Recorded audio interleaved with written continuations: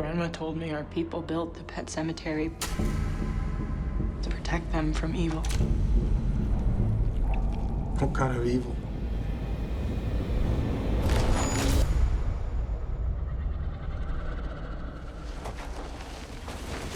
Haven't you heard the news? My Timmy's back. Back from Vietnam, already. I think returning to the world of Stephen King is always interesting. His sort of worldview is so specific. I'm starting to think Holmes is another box. You know, like a mailbox or like a coffin. Stephen King has his own section in bookstores now, so it's sort of become a world unto itself. Stephen King is a master of horror. It really doesn't get better than that. There's real depth and complexity and texture to his characters and his stories. He's just a master. What Stephen King writes about. He talks about the worst of us and the worst of us and the worst of us. And it's so true that it hits home, and that's why he's around today. Not telling his children shit is half a father's job. My daddy was the same way. Stephen King, John Grisham, Michael Crichton, those kind of kings of genre were my favorites growing up. And Pet Sematary was just one of the most terrifying and visceral things I've ever read in my life. Many of those dreams I've been having all week have turned to nightmares. I grew up knowing the name and always being too scared to watch the movie or read the book. Growing up, I used to watch Pet Sematary all the time. It was one of my favorite movies, especially around October. Being on set and seeing the Pet Sematary has been a childhood dream of mine. Such a good girl. The core idea is really quite brilliant, you know. It's a Frankenstein story, and you bring family into it, you know, so it has that extra sentimentality, I think. Timmy ain't home. You start with this absurdist premise of a pet cemetery, but it's really just what would you risk to bring somebody that you loved back to life? And then if you know it's bad, you still do it. The first movie dealt with the present-day chapters of the Pet Sematary book.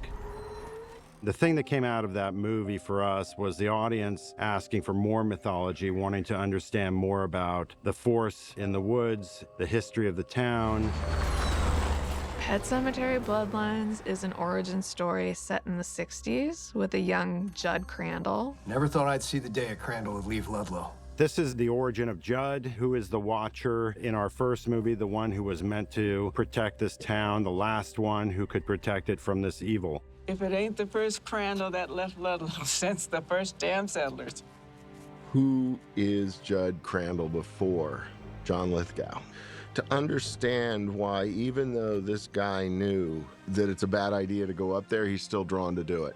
Now, back that kid up, the innocence of his was what was really interesting to us. So who is he before he knows the truth? You know, he wants to leave, but there's something that doesn't feel right. You're hiding something, just tell me. Not everything is as it seems. Hey. Judd Crandall. Timmy. The scariest and most favorite chapter in the book was the Timmy Baterman story. The story of this son who had gone to war and died, and a father who couldn't let him go. It occupies, I think, 2 or 3 pages in the entire book, but it's such a memorable part. Timmy Baterman, you hear about him in the book, and you have senses of him. Oh, so then he's not staying? No, he hasn't. Really glad you're back in one piece, Timmy, and it was really good to see you. Judd Crandall, it was really the fact that he had helped kill Timmy Baterman is why the evil in the present day is after him. And it's almost treated as an afterthought, but it's such an interesting chapter that was so ripe for expanding, I think. Right. Jeff Bueller was the writer of our first Pet Sematary movie. He was the one who had the idea of using the Baterman chapter. And we changed the time frame a little bit and put it in 1969. You enjoy your piece. Because everything had moved up, obviously, in the last movie. That was the draft that got Lindsey interested in the movie. Jeff wrote a great draft about Timmy Baterman. You think you would have lasted one day in real combat? What I really responded to was coming back from war and kind of the sacrifice of fathers and sons.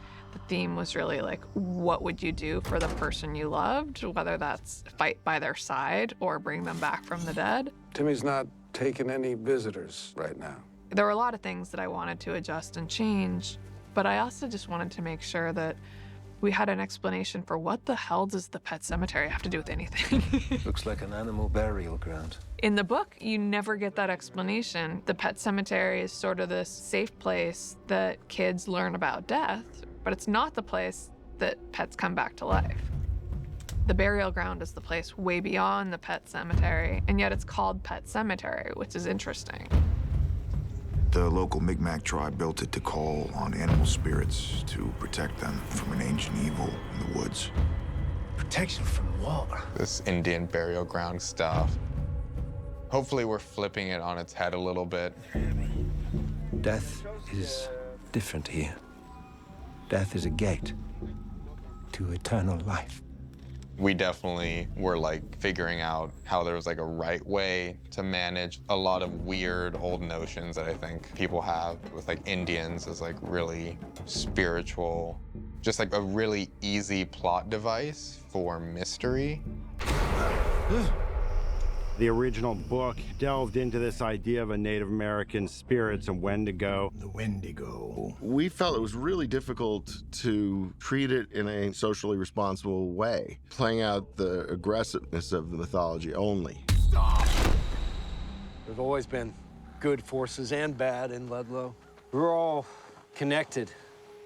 This was an opportunity to sort of update that treatment and to actually be incredibly honest about the fact that land had been taken from Native American tribes and what the consequences were. This whole planet is old, Manny, and it's filled with good shit and bad, and we don't know where it comes from.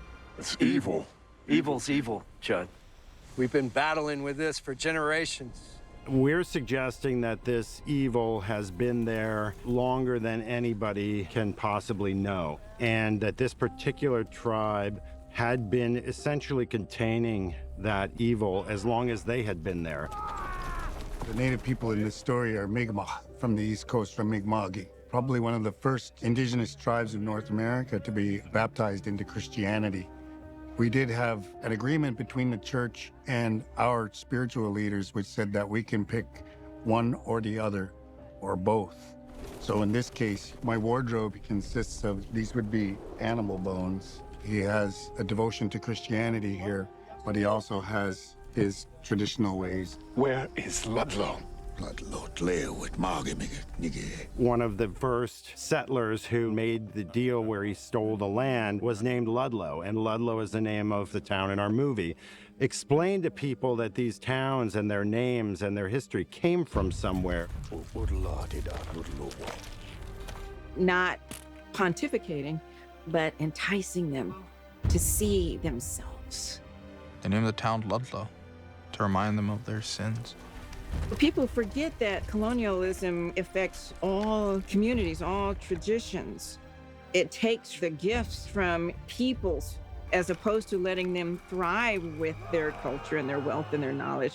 It's taken from them. Father, forgive us. That sin is why they're struggling with what's going on. Goddamn survivors of the original settlers. That's us. And it's the buy-in that the whole town made for 350 years. It's our family. Sort of the sins of your fathers. This thing is like a sickness. We have to stop it from spreading. How does the modern America deal with the monster within? That's not in the original book. And so you don't want to disrupt what is true to the book, and at the same time you are giving a different perspective on it. As a Native person, so much of what I grew up with was conversations about ancestry and what are the stories that came before this that brought us this story now. What? What is it? What in the past brought us here? Nothing. I really wanted to honor Stephen King in the book, not to emulate or be beholden to any of the films that came before, and to just kind of do our own thing. but I felt like an ode to almost all the Stephen King universes within a single Stephen King movie. I wish I could say it won't happen to you. This journal is now yours. One day, it will be your son's.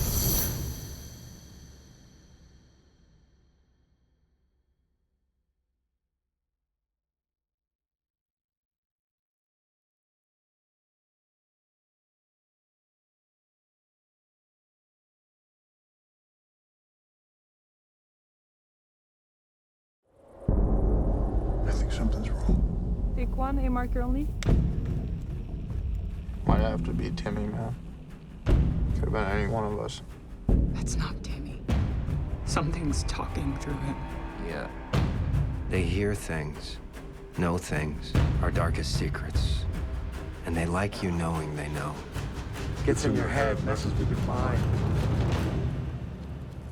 When I came into the process, I wanted to dig deeper into the idea that the most terrifying thing that can happen to you is to lose somebody you love, and to expand that not just in a father-son story or a father-daughter story, but into a whole town. We were looking for a fresh, new voice. You know, King's material's been tried a lot of different ways. This was our attempt at doing another way. You're not leaving. All of this? Nope. Your life is in that house. I had come to LA always wanting to be a writer-director.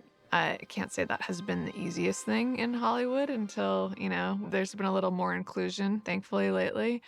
And Mark Baratian, to his credit, said, I have to be your producer on whatever you direct first. Good, Lindsey? Yeah. Action. We went to Lindsey because we had worked with her previously as a writer on Transformers. We had been with her from the early stages of her career, and I knew that she would take this to the next level. Pet Sematary was my favorite Stephen King book growing up, and I said, absolutely, let me look at the script. And there were a lot of things that I wanted to adjust just for my own personal interest in the story. She said, this story is basically Stand By Me. It's a story of three best friends. It's Stand By Me 5 years later, watching them grow up, except one of them died. Timmy's not Timmy anymore. He's something else. He probably killed people in there. It's like, what do you expect? The same kid that we used to sneak beers with in your treehouse. That pitch just crystallized for me because it added a layer of emotion to the story and an interesting relationship between the evil and the heroes. The casting process was so much fun. I auditioned a bunch of people for Judd, and Jackson White, in addition to being a great actor, even though he's a young person, he's an old soul. And for somebody who's playing a young version of somebody that we know as a very old man, I thought that was a very interesting quality about him. When I first started working on the role of Judd, I wanted to emulate a little bit of that. I tried to wear his stuff, and I tried to wear Fred Gwynn's stuff, and I think I just started really stressing myself out. Sometimes that is better. My first audition, I was talking with a Maine accent a little bit. I was trying to do a thing. And they said, this is great, you should come back and do a callback, but don't do any accents. I said, okay, sounds good. You know, you've been in this business as long as we have, and you learn a few things. I was trying to take some of that stuff, and it was just unnecessary pressure I was putting on myself. Because the truth is, it's a different version. When you meet Judd in the future movies and in the book, he's kind of like this rough and gruff character, but there's something about this town that leads him to that place. And I think that there's a sensitivity to him that Jackson powerfully shows in the character at a young age. I love you! Where do you think they're gonna station us? Wherever, as long as I can serve in some way. You smile. Norma is extremely strong-willed, and I wanted to bring light to this character that you haven't really seen before on screen. Besides in a flashback with Judd, and she looked really scary, and technically wasn't her, so. Did you miss me, Johnson? That's not my Norma! Norma's very important because she humanizes Judd, and you have a perspective on who she was from later on in the book. And a lot of where Judd's later mental discomfort comes from is in her dying and the circumstances of her death. So that's really interesting. If you're a King fan, you know where Norma's going. Everyone, the draft lottery just came in. so you can check on your way out. I think this film is exploring an emerging America with like the youth being born just out of Vietnam. Hopefully there's some sort of understanding of how this white colonist shit is like pretty toxic and just like drags everyone down with it. I think there's some hints in there that'll speak to something that's a little bit counterculture, especially with Manny. He just is kind of mad at this system that is never really gonna work for him. You hear Judd Crandall left Ludlow? Peace Corps. Big deal. So what? Well, don't you think it's about time you got out of here too, man? Forrest has a real quiet dignity about him. Nice dream. He was able to really internalize what it feels like to be the outsider in a town where you're not supposed to be an outsider. And Isabella brought the exact opposite thing, which is she didn't care that she was the outsider. So there's an irrepressibility to her life force. Do I look more like a warrior or a healer? More like a freak. Forrest feels like he is my real brother. He has just like so quickly become so near and dear to me, and I don't feel like I have to play caring about him and goofing off and making fun of him. That all comes very naturally. You hear that? Come on, dance with me. Lindsey was like, I don't want to bring in a choreographer. This is a dance that Manny and Donna have made up when they were kids, so I want it to be real. So you guys just like do what feels right. And so Forrest and I just started doing our own little rehearsals and like kind of messing around, and we ended up coming up with a dance that we had a lot of fun with. Okay, cut. And so to have that juxtaposed, I felt it in my body to like be dancing and having so much fun, and then all of a sudden to immediately go to this moment with Timmy. Oh, there's no music, Timmy.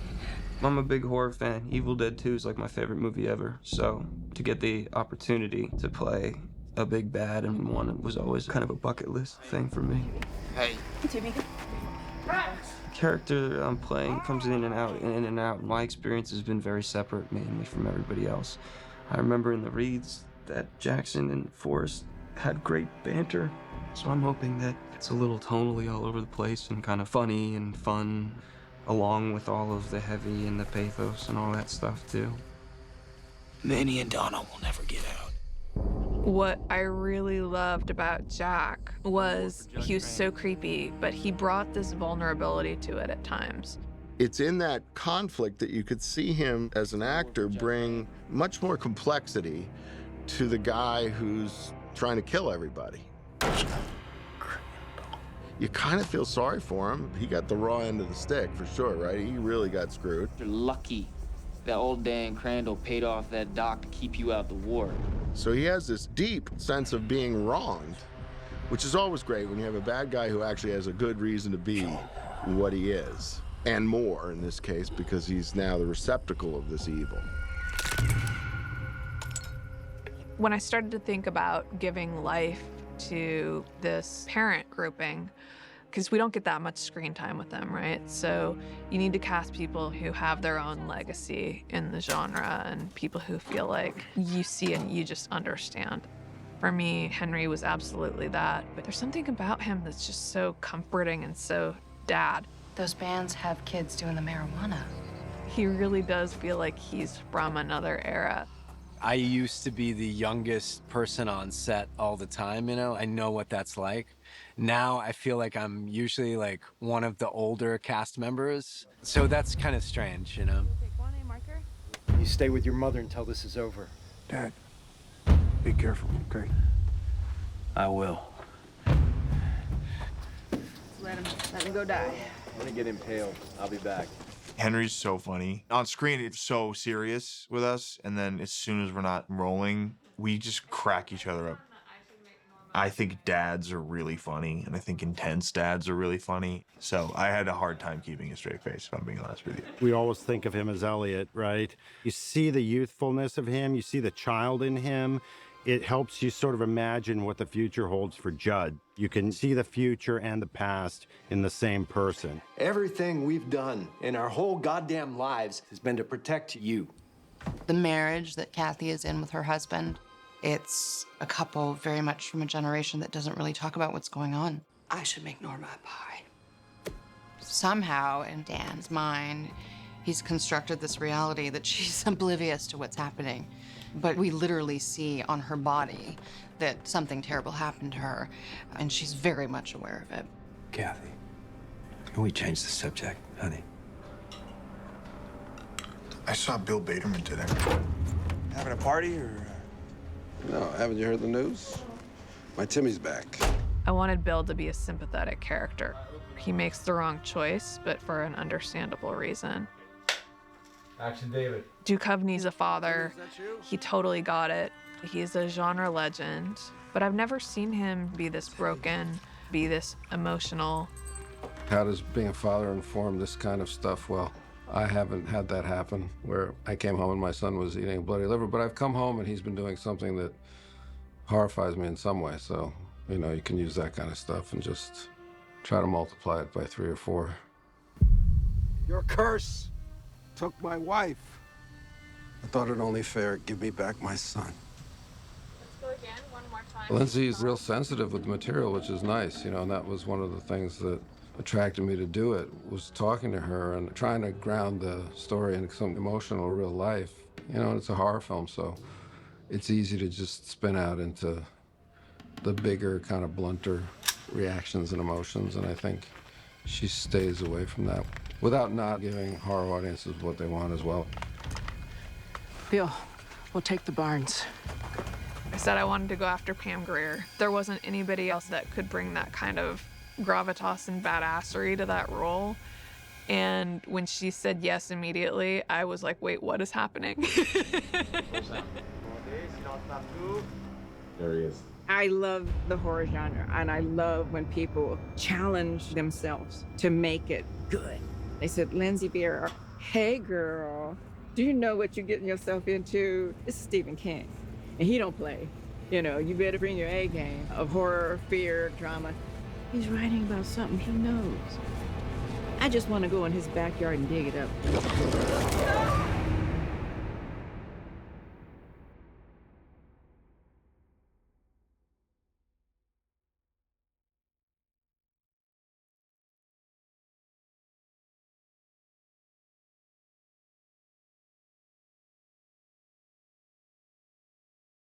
Growing up in Ludlow, Maine, Pet Sematary was a place kids like me learned about death. As this town gets in your blood, you'll never leave. Say they like Ludlow's cursed. Ludlow's Ludlow. Manny O'Donnell will never get out. He'll die here.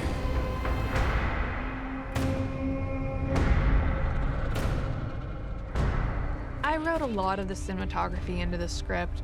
There's a recurring theme of spirals and kind of circular shaped shots that we use throughout. It was something that I just felt we could build this entire visual language to create scares around.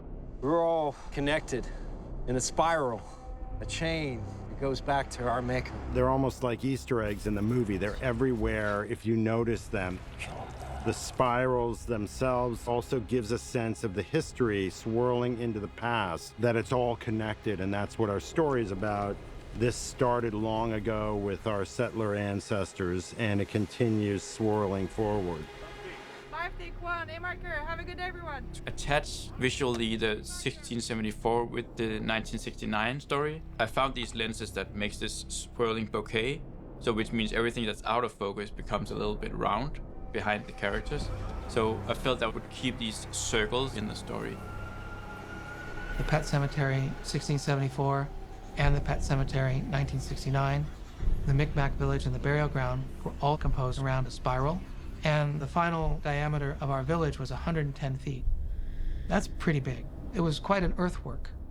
Meanwhile, our greens crew was busy building wigwams.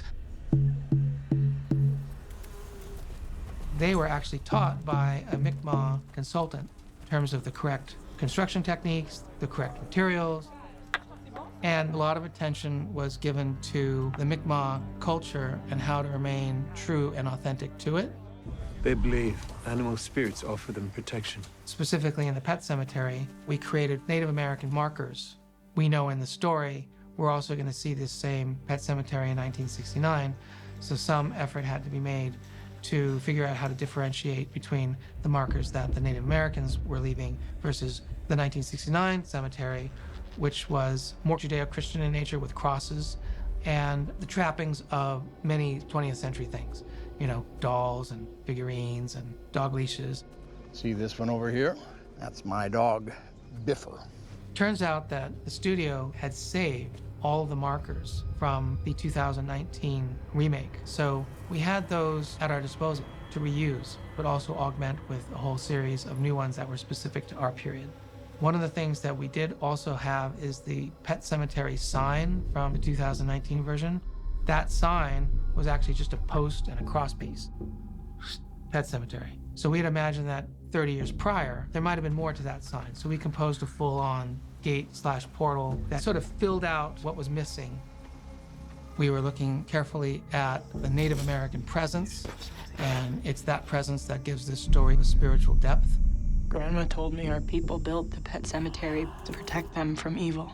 Coming from a Native community, art is a really inherent part of the way we live.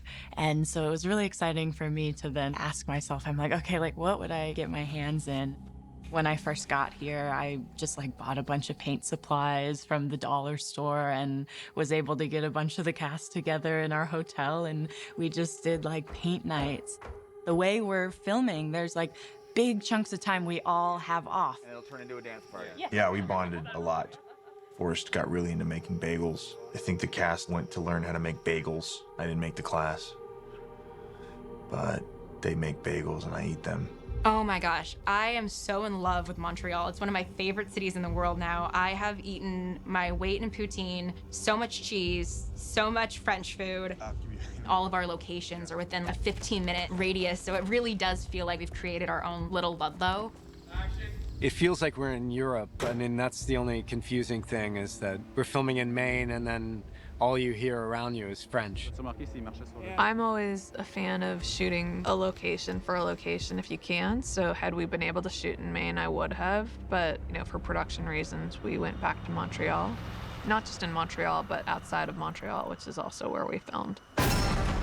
Our locations team went out there and found incredible stuff that felt like 1969, because a lot of these rural communities really haven't changed much since then.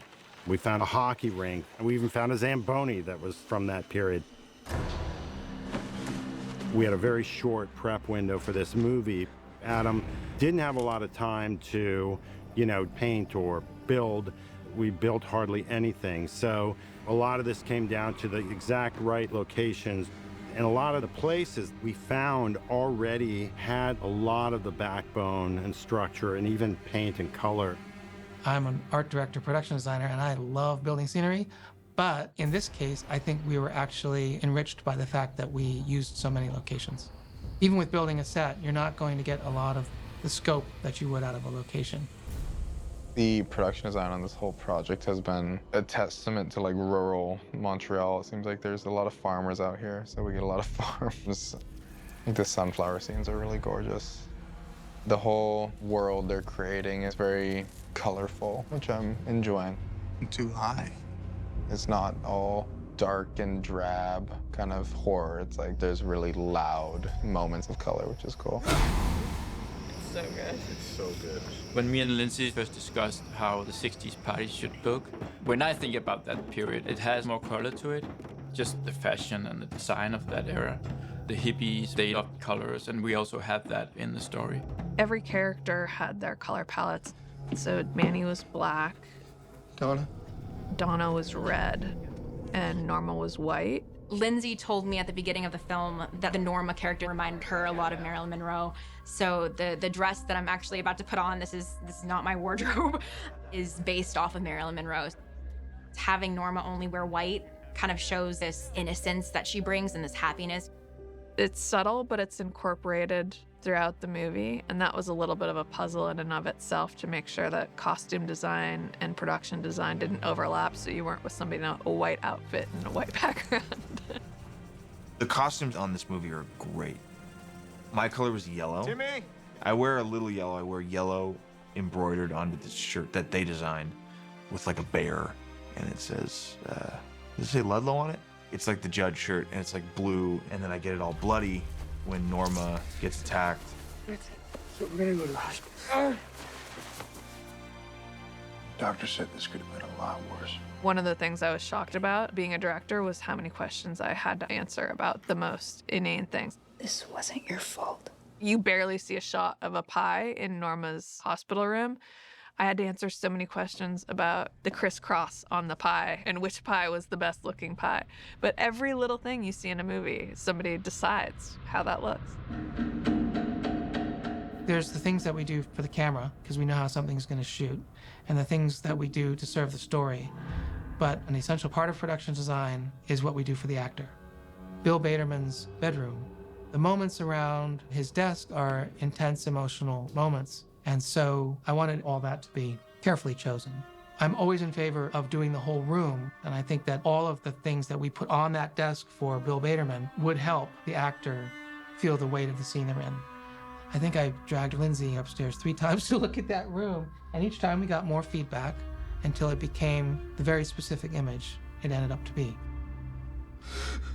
Everything has to be fluid, and the movie you imagine in a vacuum when it doesn't involve real sets and real actors and real anything is so different than what something becomes, and the most fun part is just what you can turn it into. And that was where I learned my real lesson about death. A lesson you can only learn in Ludlow. Sometimes dead is better.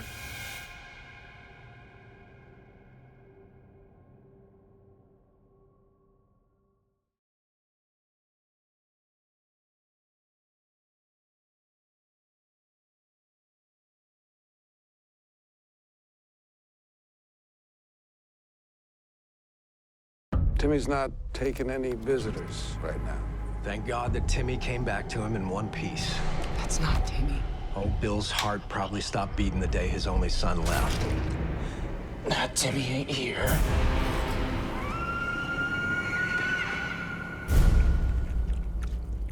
Where's Hendrix?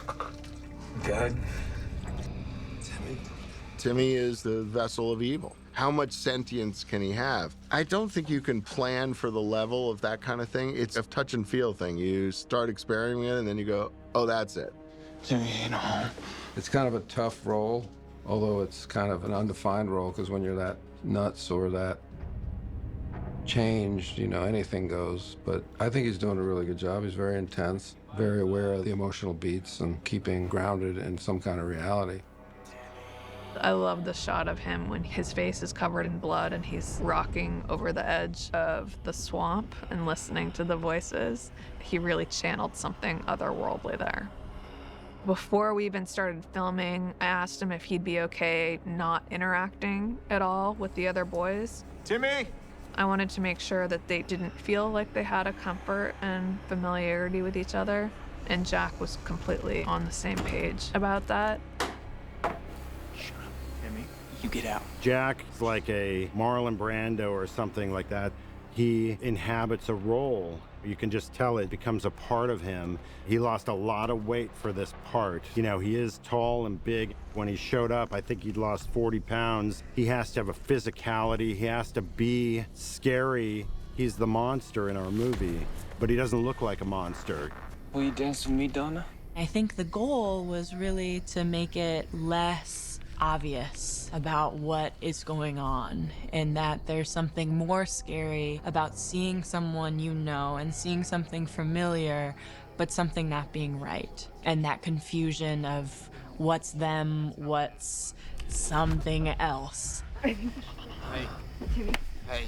Timmy. I guess it's very stream of consciousness, but I feel like his intentions for everywhere he has to be are muddled, but sort of have some internal logic. So you're kind of going off of like the subtext or something that you're grasping at trying to describe rather than the words themselves. They just kind of wash over you, but there's something else underneath it that he's trying to express. Can you pass the forest? Timmy might come in and out a little bit more of himself. You know, there were remnants of the old Timmy there, but there was also an evil speaking through him. That must be hard. Wondered if today's the day that you hang yourself too. It's not a straight possession. These are characters that still retain some remnants of who they were, and that's what makes it so tragic that you have to kill them.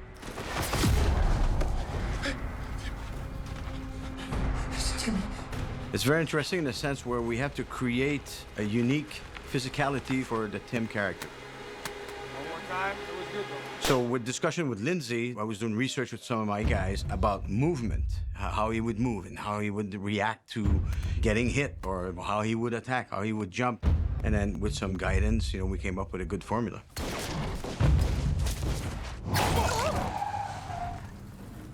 Is that the Baderman's dog?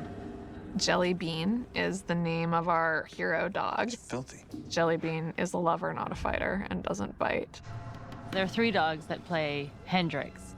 There's a second dog named Rugby that was his backup, and a third dog named Balzac who was the attack dog. In the first film, we had trained these cats 2 months out of a shelter. They had to do a lot, but it was sitting and staring. In this film, it's actually really, really tricky behaviors because the dog was trained to look creepy. He sounds like you're sick or something. And that included dropping his head, closing his mouth so that he didn't pant, because panting makes the dog look friendly and happy. Hendrix, how you doing, boy? Something wrong with him. Just get him home. The creepy walk is a variation on the stalk that cattle dogs or herding dogs do towards livestock. Another different challenge is that Jelly Bean's totally deaf. So we could only shoot in specific areas where he could see me, or we would be able to cue the dog because he couldn't hear, so I couldn't shout commands to him. Jelly Bean is just a beautiful soul, one blue eye, one brown eye, and it was extraordinary working with not a CGI animal, but a real canine actor. What happened? I killed Baderman's fucking dog. This is my first horror movie. I didn't realize that you have to be actually scared sometimes. When something jumps out at you in the movie, it jumps out at the actor. I don't know why I didn't think of that. So this was our friend Hendrix. So we actually had our puppeteer in here, and he was rolling around on the ground because our actors had the dog in a headlock, and then, the girl was on the ground. How you feel? Sore. Basically, it gives this option right here, biting on her real arm. The prosthetics are probably my favorite part. It's so much easier when you're being attacked by a dog to look down and see a chunk taken out of your arm. If I were to see this with my own arm, I'd just go into shock. I'm so excited. We had the hero dog, we had an attack dog, and then had this. And so all 3 of those combined kind of got all the shots that the director wanted. Bring these up. And there's going to be a call, to stop. The dog's going to stop. You don't want him touching him when we stop. I just have to say a few things while this is happening. Can't say no. But can I say let go? Yes. Can I say, hey, Timmy, call your dog? Yes. At a really loud volume. And then we'll just get the end command. What we're about to see is the stunt dog, Balzac. Balzac is a regional and national French ring champion. None of this is a stressor to this dog. This is all a big fun game of wrestling and tug of war. But fortunately, it looks really aggressive. I would have my hand on his mouth for 5 minutes at a time, and they'd say, pull his lip back so you can see the canines and really get the blood in the thing. And I was just terrified that I was gonna scratch his gum or something and he was just gonna nip. But that's really thrilling. He's a really good boy. There's a very specific cinematography to scares, and it's as much about what you see as you don't see. So figuring out the exact right angles of what makes this scary versus not, or what do we see before the character does, or the hint of movement in the background, all of that was just such a blast to design. What do we need to be really close on and restrict somebody's point of view just to make something come out of nowhere? Manny? We kept pulling ourselves back, and that I think there's an immediate instinct for when you're making things scary that there's so much physicality. But when Lindsey and Jack and I talked, we really kept coming to this conclusion that what was scarier was what wasn't happening. Instead of having Timmy right behind me, having him be nowhere. How was that? For me, it was great. Thanks. Anyone who watches the film will notice in particular, every kill is really close. It's very just like in your face. I wanted to make sure that it felt like as intimate a confrontation with death as you could possibly get. We wanted to be in there with the characters. We wanted to kind of feel the drama, feel the tension. So we wanted to have the camera very close. So when we jumped out in calmer parts of the story, it had a very different feel to it. We had this point of view, like objective camera looking at them from afar. It's an overall point of view that we don't really know about, or we don't know what it is. So it could be evil, it could be good, we don't know. We wanted to make you feel uncomfortable. There's a discomfort in a lot of the things that you may not even recognize why it's happening, but it's because visually that's what's going on. What happened? Benjamin, he has a good sense of reality and being able to bend sort of the edges of it in a really disturbing way. And I think the scene he brought so much to it is when Norma gets attacked in the hospital. I think the film work in there in particular really amps up that experience.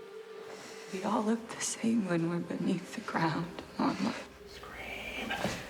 Scream, look back. A specific visual reference we had was how we're going to portray the blurred point of view or the evil point of view in the story. Anna, can you hear me? The assassination of Jesse James, shot by Roger Deakins, uses this vintage portrait look. They take out an element in the back lens and then put it in front and turn it. And it creates this blurred edges, vignetting. That was just a great look. And I pitched that to Lindsey and she loved it right away. Donna, please. It was a very sterile environment. All the walls are white and the nurses are in these cute little outfits. I mean, looking at myself in the mirror, like I'd walk by and see myself covered in blood, I'd be like, oh, okay, wait, it's me, it's fine. Once I like start getting the layers of like this grossness, I do just feel different. Like when my hair's like this, there's like no way I can feel not wrong. It was an intense week because that was our first week that we were actually filming. So it was kind of a crazy thing to jump right in with. It was definitely a special week, and Isabella just completely terrified me the entire time, so it made it extremely easy. Okay, good. Quiet out, lock it out, close the door, lock it, get it, rolls out. This was all done practically. We had a guy last night pretty much just take like this huge water bottle of blood and go right over my face.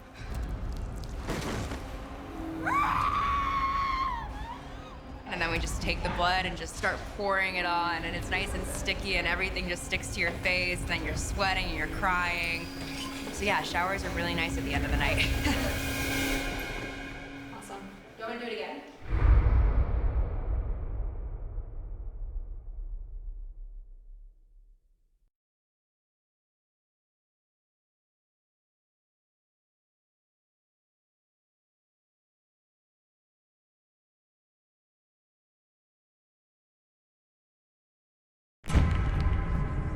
Timmy just watched.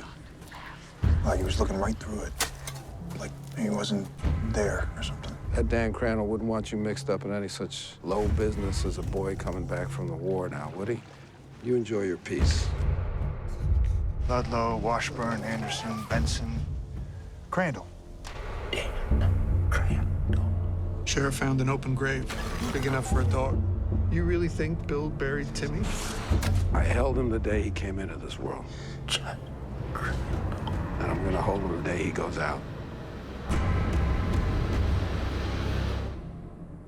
Speed. Quiet now. Action. This thing is like a disease. We have to stop it from spreading. What appealed to me about Dan was that he was seemingly this conservative 1960s dad, but in fact, he's been a prisoner of the town due to being a guardian of this secret group.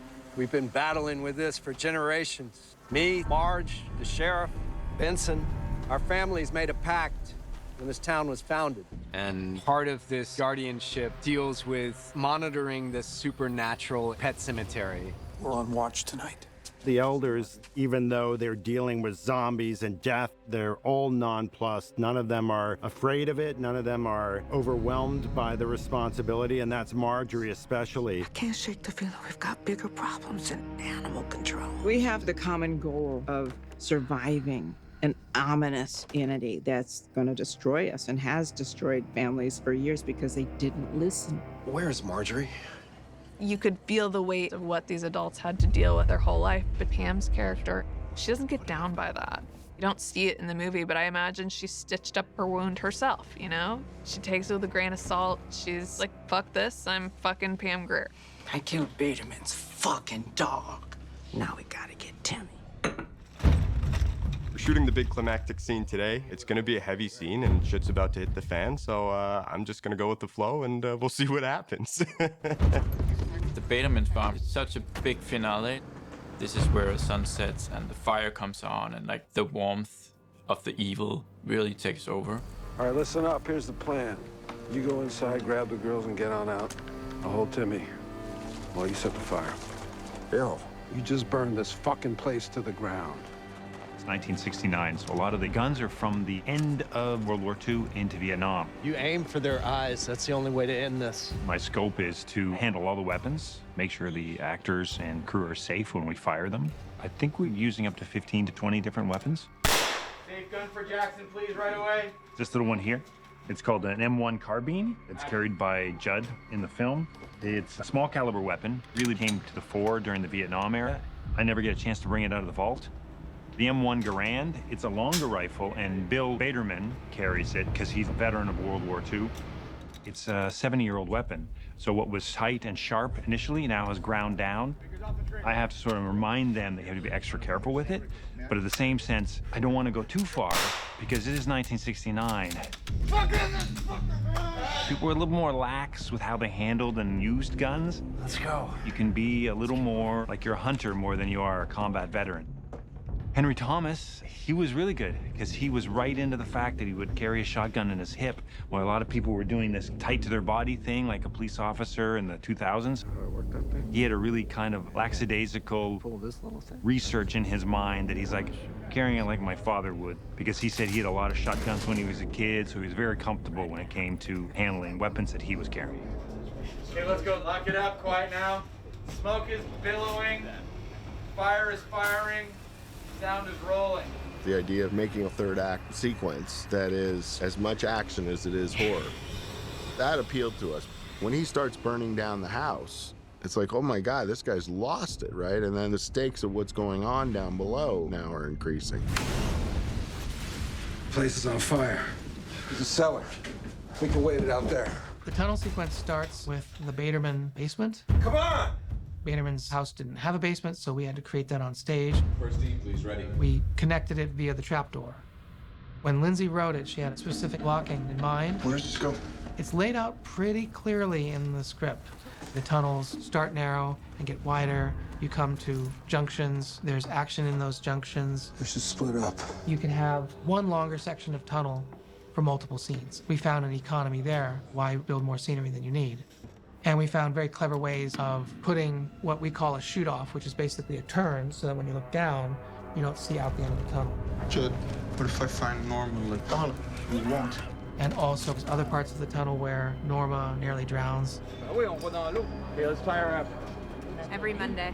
So when the entire fiasco at the Baderman farm is going down, Timmy and Donna have kidnapped Norma, and they put her in this coffin-esque hole that she starts drowning in.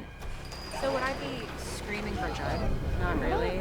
No, that Judd is coming after earshot. Okay, cool. Natalie is a friggin' trooper. She was submerged in mud, and she was such a good actress that I kept thinking I was killing her. It was very harrowing for me. Shooting in the tunnels, even though we're at the studio and it's all built, it's a very big challenge because I really want the camera to be restricted. I don't really want to open up too many walls to shoot from because I feel like then you wouldn't feel the same sense of claustrophobia, which makes it more challenging because we have like two ways of going in and out, and we're actually crawling in with the camera, crawling out and in with the light, and I can't really hide lights anywhere. Lights on. Go for it. The small part of the tunnel was pretty claustrophobic. From the basement to the opening is like man size. It's about one body's worth of tube. So it's like kind of tight, which I did not like. But the hardest part of that was like I have this bag of guns and they're so heavy, but I'm supposed to look badass. Not claustrophobic, but I clacked my head about 13 times, probably. Hey, pretty comfy, though, especially in the middle of the night. Kind of like a round cradle, soft, memory foam, so that made it nice. Timmy! Tunnels are tough. Timmy! They're not as tough as the real tunnels, which I'm sure are a third that size, I would think. But for me, at my height and everything, it's good for those things to be difficult because it looks that way, and that looks real. I'm sweating, that's real. This isn't, you know, I'm running through those tunnels and sweating.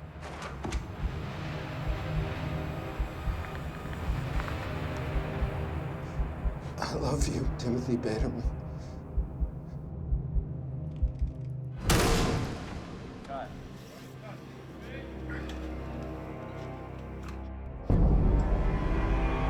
Lay in the smoke, please take the camera to once we shoot.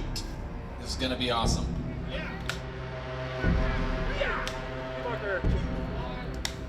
So the big finale at the end in the Little God Swamp, obviously we've got Manny and Judd that just came out of the tunnel. They're like kind of stuck in Timmy's environment that he created. So he's toying with them, like the cat and mouse type of approach. We have all kinds of stunts, you know, like Manny's being dragged, so we have a bit of rigging involved. The fight in the water between Timmy and Judd. All right, what do we got? Rise up, you grab him, he tries to get a shot off. It's almost like it snaps him out of it, so it could take a second of like, oh my God, I'm dealing with. As far as working out, we just kind of like gave it a run through, took some deep breaths and dove in. 3, 2, 1, action! Jack and I got in the water and we did the first take, and then we were both kind of like, oh, that felt really real. That's really scary. You good? He's like, yeah, I'm good. You good? Yeah. Because there's a lot of tension between those two characters, but you don't actually see them come together until that sequence. So it was a lot of built-up character energy. I think him and I are both pretty committed to the job. You know, we got intense with it. It was great, though. It was really fun. Got you. John, you okay? No. This is good, you all right? You I'm not gonna hit you. You all right? Exceptional first take. It was like really cold in the water. It was cold in the air, so we had to keep warm in between the takes. It was freezing. Action, Timmy. All the way under. It was a hell of an experience. I'm exhausted, we all are. We've been doing 6-day weeks, nights for 2 weeks, doing action sequences, so I'm ready to go to sleep. I don't know if you can tell, you probably can. Built that swamp, but in a real forest. And it was a non-traditional ask, but for me, it had to feel real. Sorry, Timmy. Having shot it in the cold water and having to get people in and out quickly, I can see why it would have been a lot easier to do it on a stage in a controlled heated pool. But looks-wise, I'm really pleased with how it turned out, and Jackson and Jack were good troopers about doing that fight scene in there.